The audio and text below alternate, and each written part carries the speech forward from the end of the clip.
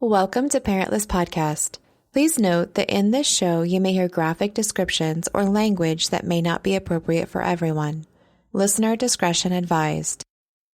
Hi, I'm Katy Dolle. I am an actress and filmmaker based in LA, and I recently launched a podcast called Crime Behind Sunglasses. It's a mental health podcast for cool people. And by cool people, I mean you've got issues, I've got issues, but let's find a way to laugh about it, you know? This is a fact production of study.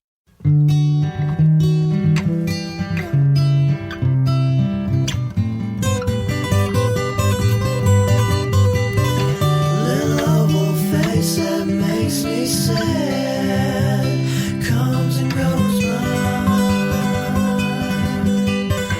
Could wrote the book of Joe instead. Oh, to go now. Heavy eyes, so help me make this bed over and over. Tell me what it takes to make you stay so lonely. Welcome to Parentless, Katy. Thank you for stopping in. Thank you so much for having me. I think this is a really important topic you're covering.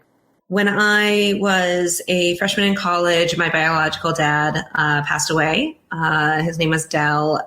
He passed away from alcoholism, so basically cirrhosis of the liver. And it's not something I talk about too much. I don't really hide it, but it's not something a lot of people know about because basically he hasn't been in my life since I was 3 years old, you know? So it was a very strange thing when he passed away because I had never really had the chance to form a relationship with him, you know? So take me back to when you're 3. Does he leave your family? What happens? Sure. So this is where it gets a little complicated. Basically, my brother and I were both born with my mom and my biological dad, Dell. And then when my brother's older than me, he's exactly 18 months older than me. So when I was 6 months old and my brother was 2, my brother was diagnosed with autism. And that was kind of the beginning of the end of their marriage. I don't know if you've seen any of the statistics, but there are a lot of statistics showing high divorce rates among families who have a child with autism because it's really something that's difficult to go through. So yeah, basically I'm lucky that I was born when I was because a lot of times when you have one autistic child, you have a 50-50 chance of having another one. So they probably wouldn't have even had me. Long story short, you were asking how this had all come to pass. Basically, he was verbally and emotionally and sometimes physically abusive towards my mother. He's an alcoholic. And that plus the diagnosis with my brother, it just all became too much. And I remember my mother told me the story. Pretty much everything I know about him is just from stories because I was so young, you know. But my mother, God bless her, I remember he took her out to a really nice dinner and he told her that he wanted to put my brother in an institution and he wanted to have a real son. And my mom said, "These are your kids. This is your real son. I'm not having any more kids. I'm getting my tubes tied. Sorry, this is it." And so they ended up getting a divorce. And when they got a divorce, he only wanted to see me. He didn't want to see my brother. And she said, "You know what? They're a package deal. You either see both of your children or you don't see either of them." And he said, "Fine, take them both." And that was it. So that's basically the circumstances. And then as far as my memories, I have vague memories of him being around when I was a kid. But mostly I remember the separation because it happened when I was so young. You know, one of my first memories was me just sitting at the top of stairs with a bunch of boxes around me crying because I didn't want us to have to move, you know, because we were moving into a different house when they separated. So it was a dark time. It was difficult. And luckily, my mom did end up meeting the person who I call dad now. He's been in my life since I was 2, and she got remarried when I was, I think, 5 or 6, and that's when we moved to LA, and he was able to step in and be that father figure that we needed. But I always grew up with the awareness that Dell was out there and that he was my biological father and he had chosen not be a part of our lives, you know, and that was really, really difficult to understand as a child, you know. But I mean, not to totally throw him under the bus, because the thing is that there were obviously good things about him. Otherwise, she wouldn't have married him in the first place. I mean, there is one cute story that I remember. He wrote her a letter, a handwritten letter every day for a full year. So 365 days in a row until she would agree to marry him, which I think is pretty romantic. And apparently he was a rocket scientist. He worked for JPL. So he's a smart guy, very charming, great to have at parties. But a lot of alcoholics are that way. You know, they're fun to be around until they're not. You said when you were 3 and he left, he was already an alcoholic. So he already had many years. Oh, yes. Yes. This is something that had existed long before I was even a twinkle in anyone's eye. Right. But it just kind of got worse over time, you know. Then as a child, I remember he would write letters always saying that he was going to visit, and then he never did. And that was kind of sad too. And then what I kind of decided for myself was that I did want to meet him just so that I could form my own opinion of him outside of the few fuzzy memories I had and all the stories I had heard. But I also felt like I had a lot of respect for the dad who did raise me. So my thought was, okay, I'll wait until I'm 18 and I move out of the house. And then I will start the process of maybe reaching out to his family to see if there's a way to just meet him. I didn't have too many expectations, you know, because I'd already been through therapy and everything. But I thought at the very least I could just be able to, like I said, form my own opinion of him, you know. And I never really got that chance. That was what was really sad about it. What for me specifically was that I remember I had moved out. So I'm from LA. I had gone to NYU. I'd moved to New York, and I had already started the process. I had started talking to his brother, just through email and letters and stuff to say like, hey, I'm thinking about maybe reaching out to Dell. What do you think about that? How's he doing, et cetera. And then that March, which was the March of my senior year, like a few months before I was going to come back to LA and maybe try to see him, he passed away. Wow. And so when you reached out to then your uncle, what was his response? Did he say he was doing good, that he thought he'd like to see you? Yeah. I mean, I think that he was very encouraging, and I don't think he said he was doing good. He clearly was not. Lonely. What were his words that's what I want to know. What did he tell you? What was your response? You know, I wish I had a letter so I could tell you what he said. I don't remember specifically. But I do remember him just saying like, of course you shouldn't be afraid to talk to him. He loves you, even though, obviously he has a weird way of showing it. Like he still has love for you and Chad in his heart. And he would definitely be open to talking to you. Okay, good. So it was a positive response. That's kind of what you had some hope that you could meet up with them. Yeah. And I also have, I have a half sister who's older, who was from Dell's previous marriage before my mom, and I talked to her. And so I had like a vague idea of how he was doing and whether or not it was a good idea to talk to him. I just kind of like wanted to do it at my own time and my own pace because of everything that had happened. And also, like I said, I had respect for my parents who did actually step in to play those roles. And I felt like I didn't want to complicate things before like I was actually out from under their roof. You know what I mean? Right. Yeah. That's so much. Even, you know, if somebody wants to try to find their adoptive parents or anything like that, when you're talking about other parents than those who raised you, that just puts a whole nother angle on everything, a lot of pressure. Yeah. So, and it was weird because I remember when he passed away, they didn't tell me. And so basically I didn't know about it. I didn't get to go to the funeral. I showed up 2 weeks later. I came home for spring break, and that's my mom sat me down at the kitchen table and told me what had happened. And I remember like, I was really upset that he died, but I was actually more angry at her for not giving me a chance to go to like a funeral or grieve in a more formal way or get any sort of closure. You know what I mean? Mm-hmm. Yeah, that was kind of an immediate question. So the order of the questions that I sent you, it was very interesting because I only knew that your dad passed away and I knew that he died of alcoholism. Those were the two things that I knew before I got your answers. So going down the list of answers, first I saw, my mom didn't tell me until 2 weeks later.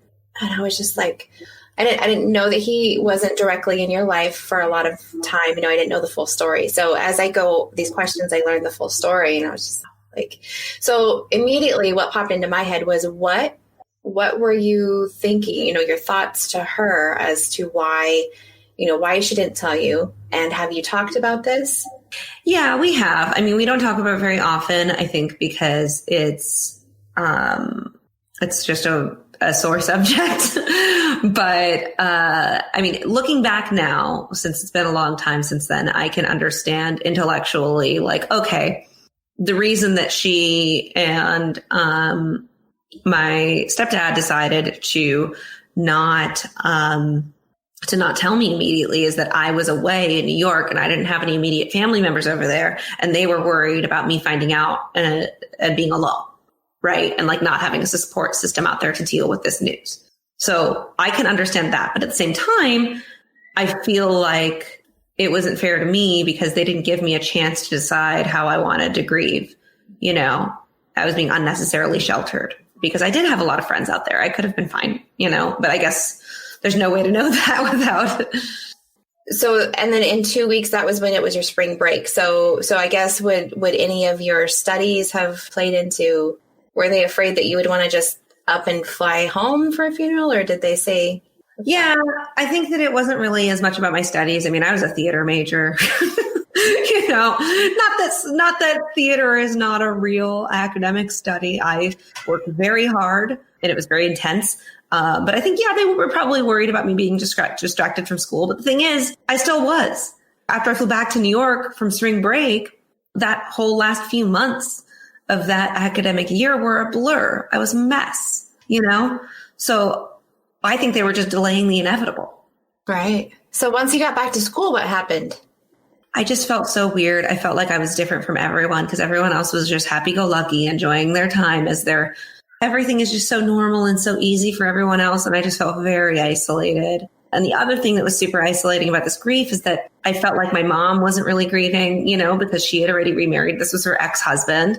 My brother has autism, you know, I mean, we told him what happened, but he doesn't have the same kind of emotional reactions to things that I do. So you're just floating. I was really alone. The only other person who was grieving also was my half-sister, Heather, but we're not that close, you know, like we talk here and there, but she wasn't in my house growing up or anything. So we had a few phone calls, but I felt extremely alone in my grief. And that was, I think, the hardest part of it. And I went to student counseling that they had that was free at NYU. So that was really helpful. But ultimately, I think that I wasn't really ready to process all of it. And it kind of came to bite me in the ass a few years later. My senior year of college, I just had a total downward spiral. And then I had to really dig in and deal with it. But I think perhaps I just wasn't ready to deal with it until later. Yeah. There's no time limit on anything. Thank you. Thank you for saying that. And I agree because there is no like, quote unquote, getting over it. It's more so, okay, how do I live with this? And who am I now? And I think now I can say that it made me a stronger person. It made me a more empathetic person. It forced me to really understand myself better because I've gone on a whole journey of having to go to therapy and understand what makes me tick and why certain things affect me the way they do. And I don't know if I would have dug that deep if I hadn't gone through all of this, you know? Exactly. And that's the portion that I really, really like about these interviews. I've never been to therapy. I probably won't go to therapy because I don't really like talking to people about me that much. So I want to know just about your therapy. Like, what kinds have you tried? What do you find helpful? I would say don't knock it till you try it. Oh, okay. Exactly. I agree. I'm going to get you to go. Just one session. Just one. You hate it? You never have to go back again. What type of therapy? What type of therapy do you do? Sorry. What type? So, let me see. I guess, to begin with, like I said, it's mostly just talk therapy, really. I haven't done anything fancy. I've done CBT, which is cognitive behavioral therapy. If you're trying to change your habits, I have a lot of issues with anxiety and panic disorder. So a lot of the things that I discuss with a therapist are coping mechanisms and ways that if I am in the moment where I feel like I'm going to panic, okay, how can I de-escalate that? Different breathing exercises. Also, with trauma, like more recently, I've had different other traumatic events that have happened in my life. And the therapist I'm working with right now, a lot of times she'll have me revisit that trauma with her. Like, so I'm in a safe environment with her because I'm in a therapy appointment, but I'm talking through the whole event and monitoring how does my body feel when I'm talking about that, and let's work through that. So usually I go once a week or once every other week for about an hour. And what do you feel like when you come out of that session? Depends on what we talked about, you know, and it changes over time, you know. So if I'm going through a really hard time in my life and I'm trying to process a lot of stuff, I remember last year was when I really had a breakthrough of just feeling like I used to feel like my anxiety was holding me back from my success and that it was just always going to be an issue for me. And I didn't want that to be my story anymore. So I was just breaking through a lot of different things and changing myself. And I feel like when I was doing that, every time I would leave therapy, I would just be sobbing because it is not like it was a negative thing. It was just I had a lot of things built up that I had to release. And when I would talk about things in my past or whatever with a therapist, it would just open up a lot in me, you know. But I don't really like to label emotions as negative or positive. I think that a lot of times letting it out can be really good. And that's actually how I got the title for my podcast, Crying Behind Sunglasses, because every time I would leave these sessions, I remember last year, we'd be like talking. And she'd be like, all right, well, that's our time. And I'd be like, you know, because I'm just at the edge of like about to start crying about something. And so I would have to put on my sunglasses and walk to my car so that I wouldn't look like a total crazy person sobbing while I'm walking down the street, you know? Right. Well, Lee, that was my next question. Did you have a car or did you do public I guess you're in LA, so it's not as much as New York there with the public transportation, but I mean, they do have buses and trains here, but I wouldn't recommend them. Yeah, they're not super reliable.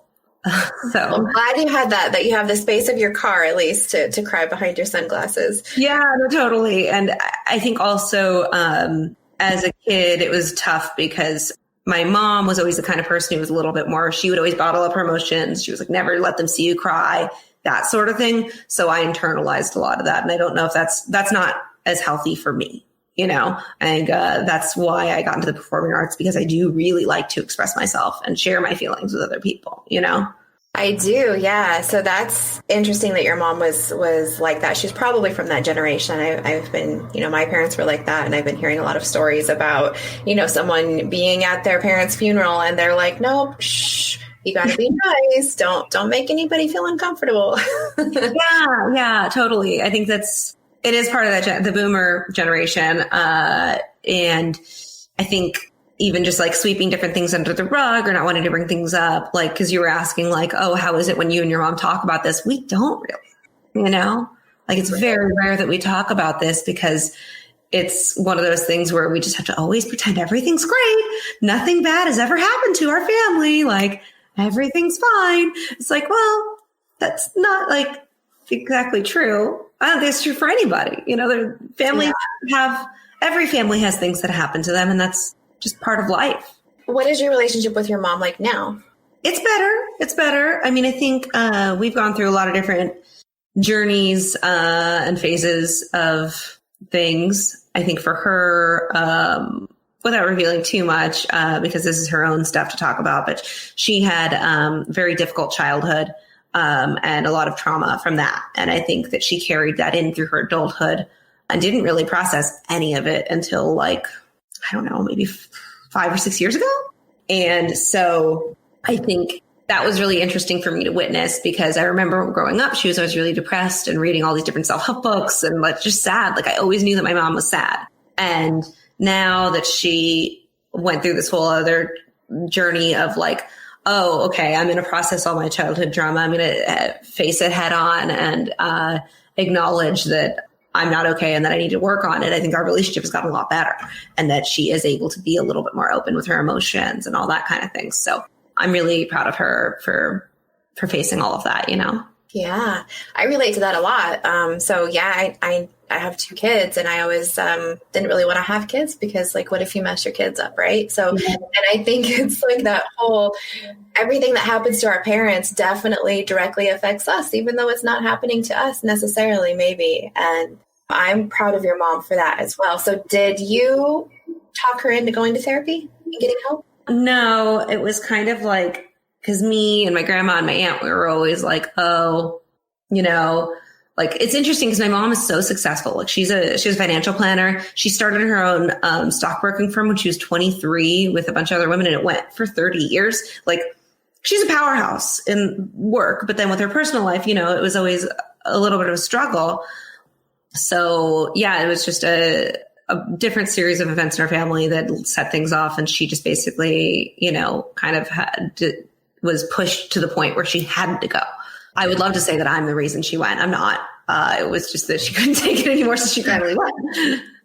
But I do encourage her to keep going. And also, therapy isn't for everyone, though. I think that there are a lot of different things that people use to deal with difficult emotions or difficult trauma in their lives, whether that's I meditate every day.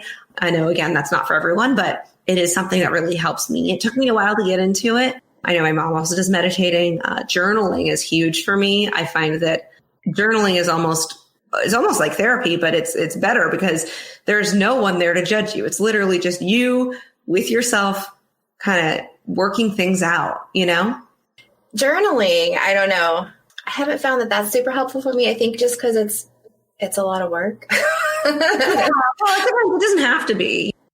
We'll be right back.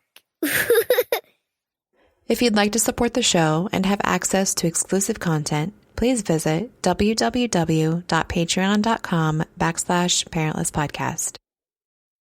If you have a story you'd like to share, please give me a call at 623-396-6069.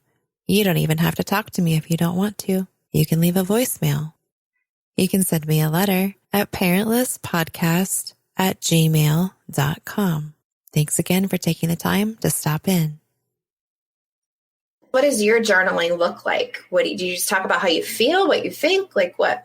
Sure. So I've done a few different things. There is a book that I would recommend to your listeners. It's called The Artist's Way by Julia Cameron. Basically, that book, they have this method of journaling called morning pages, where basically the whole book, The Artist's Way, is for people who are, it's not even just artists, but in general, creatives, to be able to find your voice. And a big way of finding your voice is that when you first wake up in the morning, that's when your brain is the most clean slate, according to her. So you just literally open the page and just stream of consciousness. Just write whatever is in your brain for like 3 full pages, and then you put it away. And then it kind of like cleans out whatever junk is in your brain from the night before. And then you can approach your day from there. So that's one method that I've done, which I found to be really helpful, especially in times when I'm processing a lot and I'm going through a lot. I've also done just regular old like, went to the store today, did this, did that. But I feel like I did more of like, I've been journaling since I was in elementary school. So it's evolved. I think when I was a kid, it was more so like I had to write down everything I had done that day. Or like all the people I'd met or the boys I kissed or whatever.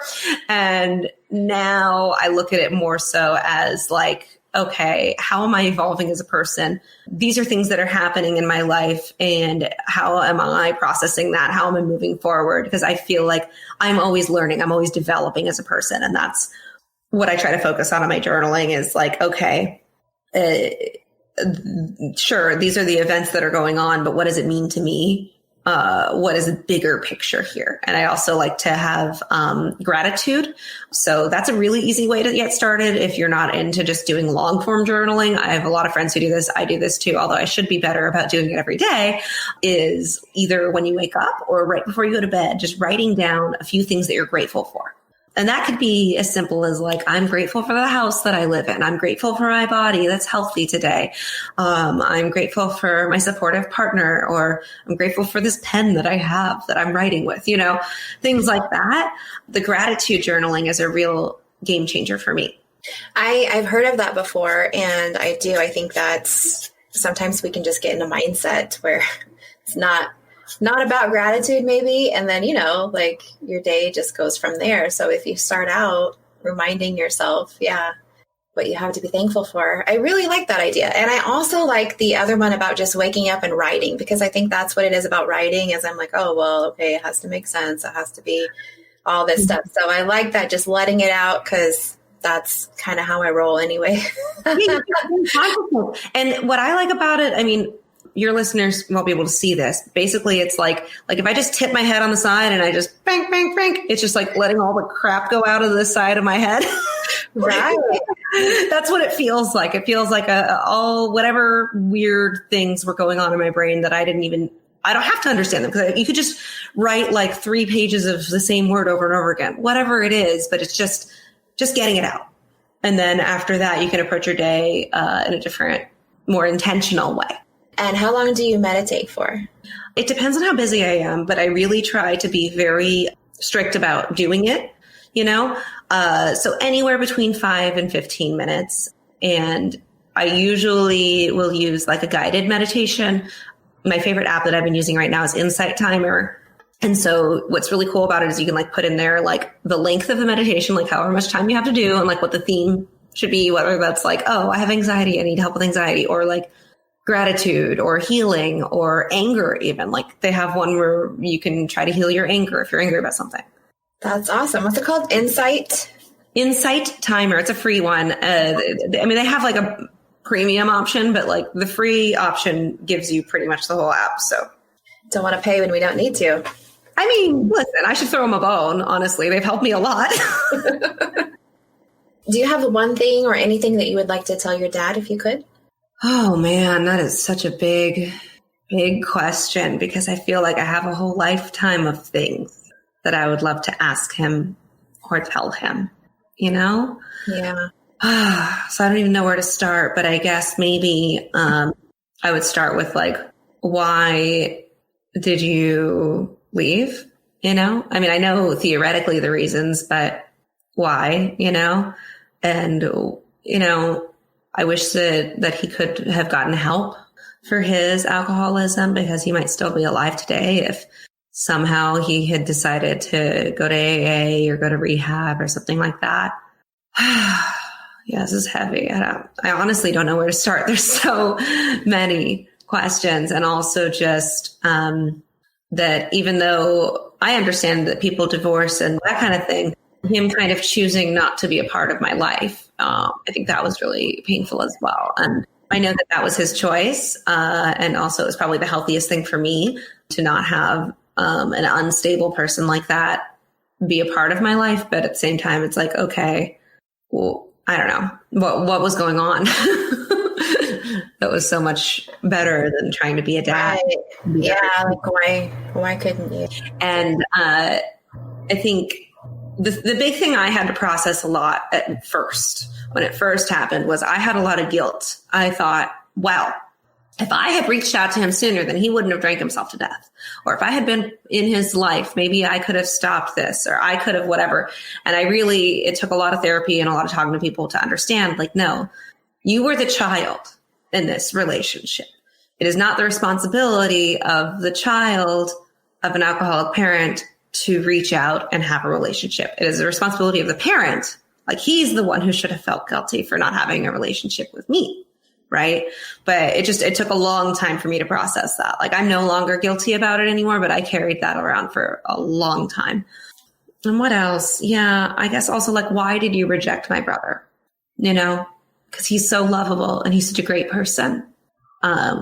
He's the happiest person I know. He brings my family so much joy. Why would you reject that? And those are questions that I probably will never have an answer to. I can guess, but yeah, I don't have those answers. Have you, I know you've talked to, his brother and everything, but have you tried to reach out to other family members, your stepsister? I know you said. Not really. I mean, I think after a while, I just it's very painful for me to think about all this stuff. Even just like getting ready for this podcast today, I was like, oh, here we go. I'm going to go talk about my dead dad. This is going to be fun. Like, this is just not a thing. Like, it's not like I'm not trying to like completely bury all these emotions. I acknowledge that it happened. and that he existed, right? But at the same time, I just am worried that me trying to reach out and have a relationship with his family, I don't know if that would even help, you know? I guess I mean kind of more like if you were to have any other questions, you know, about him, but not that they could even answer those questions. That was yeah. you would know. Yeah. I mean, I think that at some point I would like to explore that option, because when I have kids, I'm sure they're going to ask me questions about it, and I'd love to have answers for them. Yeah. So Tommy, you mentioned that you want to have your own healthy family, and the fact that you called it a healthy family, that really stuck out to me. I don't know why that just really stuck out to me. That just means like it kind of reflects to me your work on yourself and your therapy work and just everything that you've worked through in your life, that you really want to bring that into your family, which I guess who wouldn't, but I don't know. I just loved the way that you wrote that. Oh, thank you. I really appreciate that. Yeah, I do feel like I've worked my entire life to break the cycle of abuse and alcoholism that has existed in my family. Because I grew up, and that was something I always knew deep down in my bones, like, because my grandma also went through this, where she had an abusive alcoholic husband, had kids with him and left, you know? So it was a whole cycle that kept getting repeated in my family. And I knew when I was a kid that this is a pattern, and I didn't know how to fix it. I just knew that I didn't want that for myself, right? As a child. And my only thing I could think of was well, my grandma and my mom both got married really young. So maybe if I just wait a long time, then I'll know. And then once I got older, I realized like, okay, I have to do a lot of work on myself, because there is such a thing as generational trauma.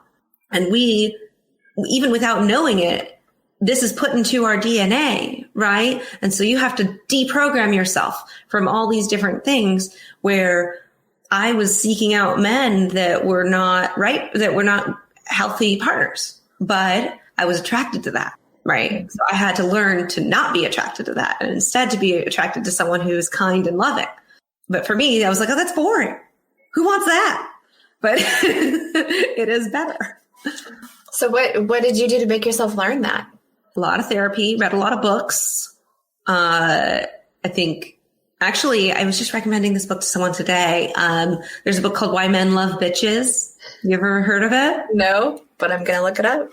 It's a fun book. I forget the name of the author, but very memorable title. And it's basically just about taking charge of your life, not letting men walk all over you, and also just being like her definition of a quote unquote bitch is a woman who's empowered and values herself and knows what she wants and isn't going to just settle for bad behavior or being treated as less than, you know? And I think I also learned it the hard way. You know, I was in a relationship with a narcissistic, like verbally and emotionally abusive man when I was like right out of college. And I didn't know any better because I'd never really had like a serious relationship before then.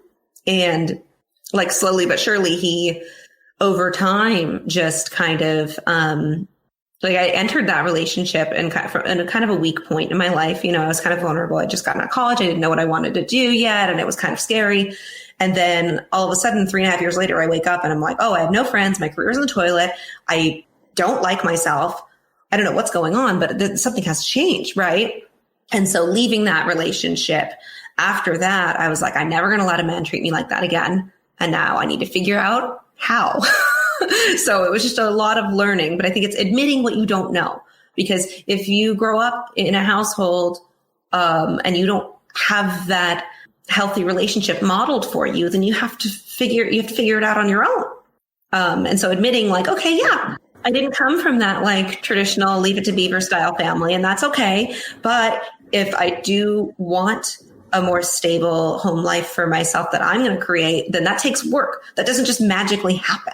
You know, it's something, at least for me, it's something you have to work towards. I had to take a really long time to figure out how to have healthy relationships and how to get over all this stuff that happened in my past, and to go from, I remember when he first passed away, I thought, well, now I'm damaged goods. Now I got daddy issues. Now I'm just, forget it. That was your automatic thought? Right away. Yeah. I mean, not immediately, but that was a thing that I thought a lot about. I was like, yeah, I'm the fucked up girl now. That's going to be me forever. Wow. So I wonder if you just took that thought and maybe ran with it a little. Maybe. I internalized that, maybe, probably. But then kind of figuring out a way to turn that around and not have that be my identity and say like, no, it's okay. You know what? Like I can experience joy and happiness in equal measure to all these dark feelings. And like, I'm grateful for everything that's happened in my life because I think that it builds character and I have so much more empathy for other people like you for what you're going through. I understand. So, you know, if I hadn't gone through all this and I had a sheltered existence, I'd probably be very boring. So. Yes. And that's another thing I really enjoy just especially I had one other interview come out of our women's podcaster group and just, you guys are both strong ladies and very hardworking and you know what you want and you're going to get it. And I really enjoy that. And that seems to come with going through this trauma and making it work for you. So that's kind of my little personal definition of success is just like what could break you, you make it make you. So yeah, I really appreciate that. I see that with you. Thank you. That's so kind of you. This is very woo-woo, but it's fine. I have this crystal that's sitting on my desk that I got in Joshua Tree. And what I love about it, I don't know if you can really see, but basically it has like, there we go. It has like all these kind of gold shards on the inside, but it's really pretty.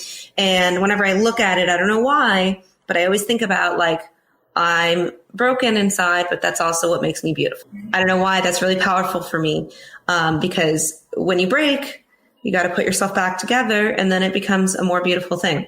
That is so true. I love that. And Joshua Tree is that I don't know the right way to say it, not like a hippie community or like a healing community? Yeah. I mean, it's near, it's out in the desert, kind of on your way to Palm Springs. If you're in California, and it is a very like spiritual healing kind of place. There are a lot of artists and healers that live out there. I go out there at least a few times a year for camping trips or like get an Airbnb. And what I like about it is that it's away from all the city lights. You can see all of the stars at night. It's just very peaceful, very quiet, and it's for lack of a better word, very healing place. So, yeah, I think a huge thing for my mental health and healing has been also just traveling. I try to get out of the city as much as possible. Obviously, with COVID, I haven't been able to do that as much. But pre-COVID, I would go usually at least like one weekend a month, just take a little road trip and go somewhere just to kind of reset, you know? That sounds nice. I don't get to do that, but you can do it for me and tell me how it is. Well, later on when you're able to again. I'll send you a postcard. We'll be right back. If you'd like to support the show and have access to exclusive content, please visit www.patreon.com/parentlesspodcast. So Tommy, you mentioned that you do have a podcast. And I want to hear about what you were doing pre-podcast and then what brought you into podcasting. Sure. So like I said, I'm an actress and a filmmaker.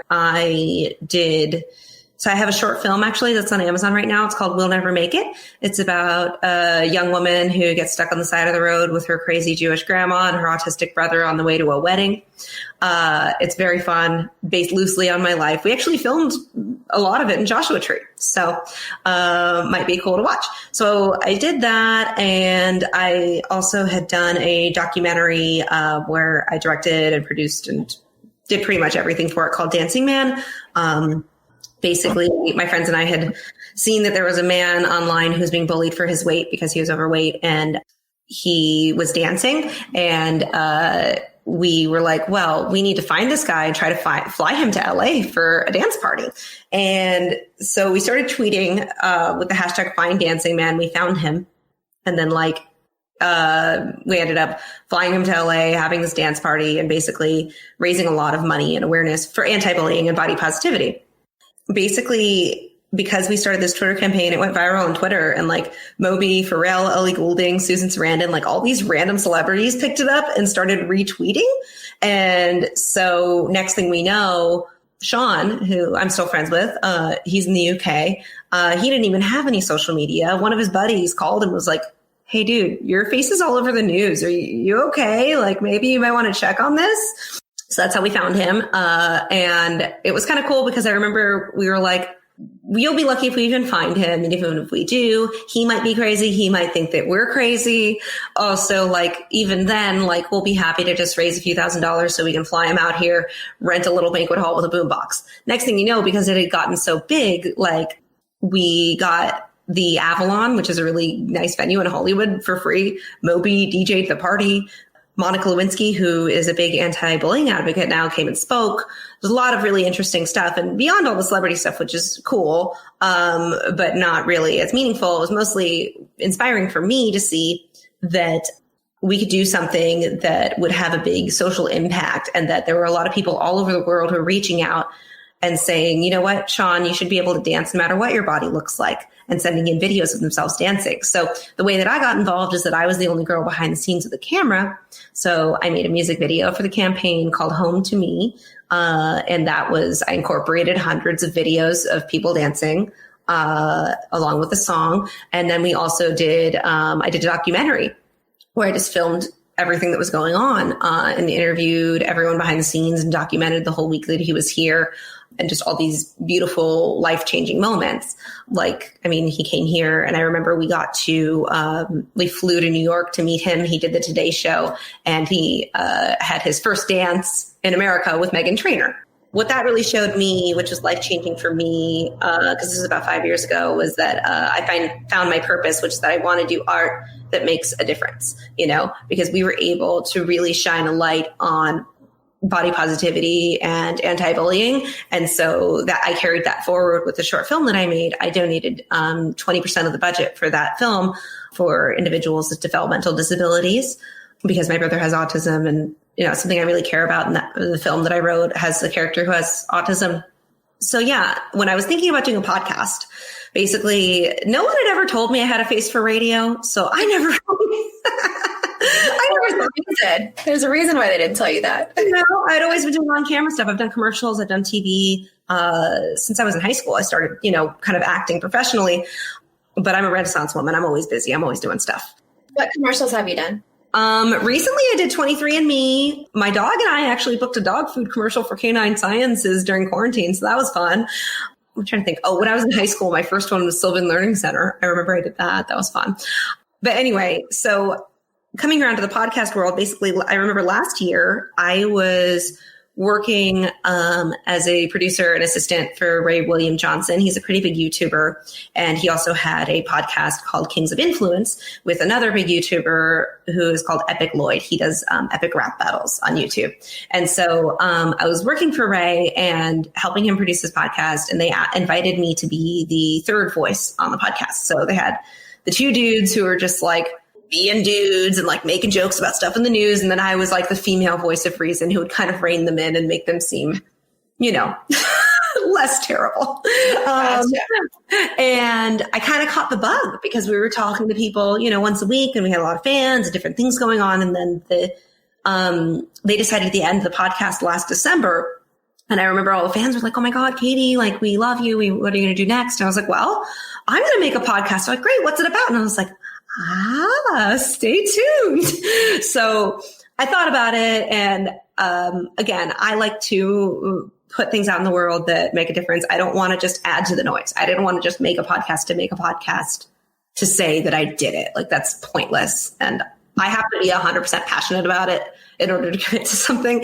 So I brainstormed a lot of things, and I landed on mental health because that is something that has affected my life every day for a long time, and something that is a journey that I probably will never be done with. It's not like to me, it's like there's no cure for anxiety or panic disorder. All you can do is acknowledge that you have it and change your lifestyle and take care of yourself every single day to make it better. Right. So that's something I'm really passionate about. I'm really passionate about people either like taking care of themselves, whether that's through exercise, therapy, journaling, medication, whatever it is. and also just destigmatizing the conversations around mental health. And so I thought about that. And then I listened to a lot of other podcasts that were for self-care and mental health. And I noticed a lot of them are really serious.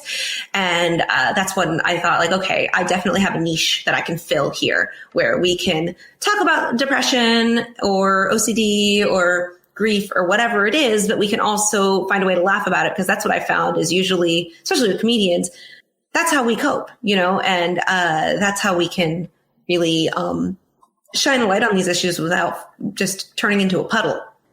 What I loved about your podcast, the very first thing was your picture and your name. So those two things hand in hand, I was like, oh, I saw this picture. Okay. And then I saw the name. I was like, yep, I have to listen to it. So I did check it out. I need to listen more, but I loved what I heard. And you're very, very bubbly and a good host. Well, thank you so much. I appreciate it. I mean, you're great. You're very easy to talk to. You're just so nurturing, and you're clearly like very knowledgeable about this, this subject. We'll see. Well, I think, it's just, it's not easy. I think it's really brave of you to start a podcast about dead parents, basically, because that's not an easy subject. I know for me, when I bring people on my show, a lot of times I'm like, I'm basically just an unlicensed therapist. So if I bring anything up that triggers you, please tell me, and that's not easy. And you have to do a lot to kind of provide that safe space and to make people feel comfortable. That's not easy. So I really like what you're doing here. And I think it's important. And it's also, honestly, it's a part of the cycle of life, because at some point, like, pretty much everyone does lose their parents. I think that obviously the ones that are harder to process is when the parent didn't get to live that full life, to be 80 or 90 or whatever. But it is always something that happens. I mean, for lack of a better term, it's the circle of life. So the less that we can, instead of just being afraid of it, just to say, okay, well, this is something that happens. This is normal. Let's deal with it, because our culture, I think, is so afraid of death. And if you're afraid of something, then of course it's going to be painful. But if you can just confront it and say, like, okay, well, this is part of the natural course of events. Of course, there are tragic ways that people die in accidents or alcoholism in my case or whatever, but it is something that is like part of the human experience. And it's really important to learn how to grieve, and that it's okay to grieve. And like you were saying, that there's not a timeline on it. Yeah. So in your show, you talk about grieving as well. Have you learned anything from any of your guests about that? I cover pretty much every topic under the mental health umbrella, so whether that's someone who had like a weird relationship with their parents, abuse, or death, we've covered all of that. So that's definitely something that we've explored. And I think what I've learned mostly, which is similar to what you were saying, is that whatever it is that people have gone through, if they're willing to come on a podcast and talk about it, it means that they have done a lot of work on themselves and they've learned a lot, and they'll be able to pass on that wisdom, which is really exciting. And I think for me, even though I went to college for theater, I I wanted to double major in psychology. I did take a few psychology classes in school, but then once I found out I could graduate a year early if I only did theater, I was like, all right, well, I'll learn about psychology later. So now I feel like I'm getting a master's in psychology just by interviewing people about all their mental health issues, and I just am very constantly amazed and fascinated by all the different parts of the human condition, So interesting. And you can answer this if you don't want to or what, and I only ask because I don't take medication and maybe I should. Who knows? Do you take any medication? Do you find any of that helpful? Yeah. So I've had different journeys with medication. So at the end of college, I had like a whole nervous breakdown where I finally figured out that I never knew that I had anxiety or panic attacks, and I had my first one. And I remember I thought I was having a heart attack.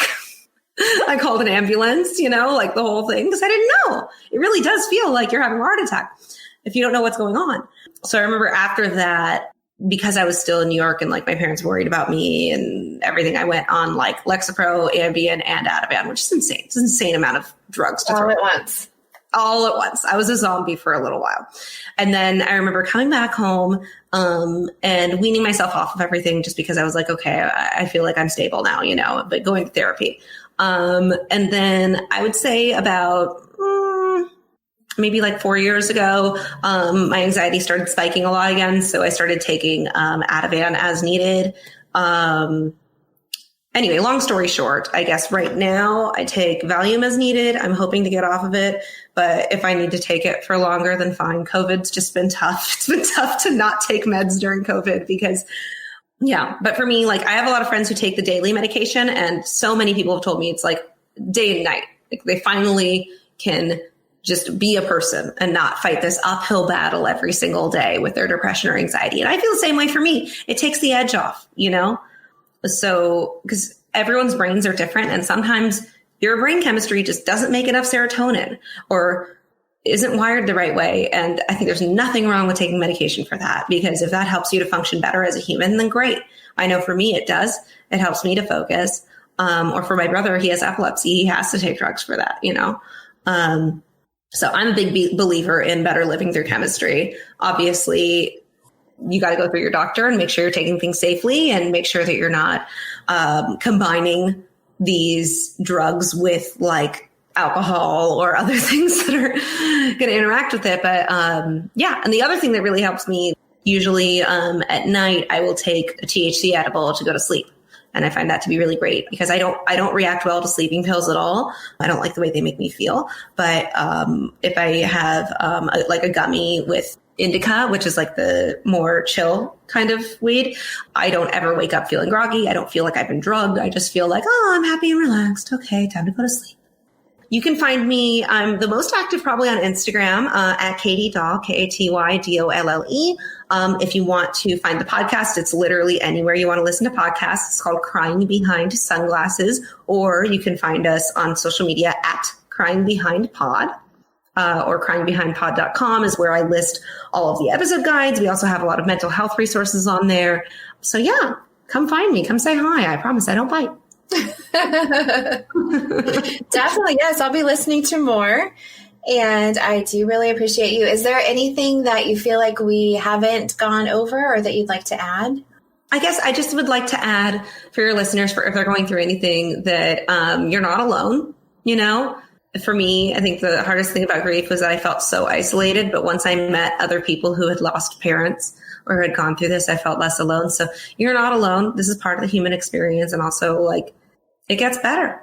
You know, whatever you're going through right now is temporary, and it will get better. And it's so hard to remember that when you're in the moment, like you talked about your panic attacks and your anxiety attacks. Yeah, no, it's hard to remember that, but it gets easier as time goes on to just say, okay, this is just today, and tomorrow will be a different day, or this is just this moment.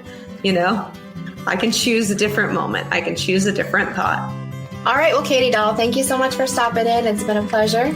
Yes, thank you so much for having me, Stephanie. You are a delight, and I hope that we can cross paths again soon. Yes, for sure. Thank you. Bye-bye. Thanks. Bye. Empty faces, covered in cars, spitting fake skin, passing me by. Parentless is recorded in Phoenix, Arizona. Find us on social media and any podcast platform. Music provided by Colin LaCoco and the Revolving Birds. Studio provided by Fat Kid Productions. Check out one of the many shows available on our network. I'm your host, Stephanie Relaford. Thank you for listening to Parentless.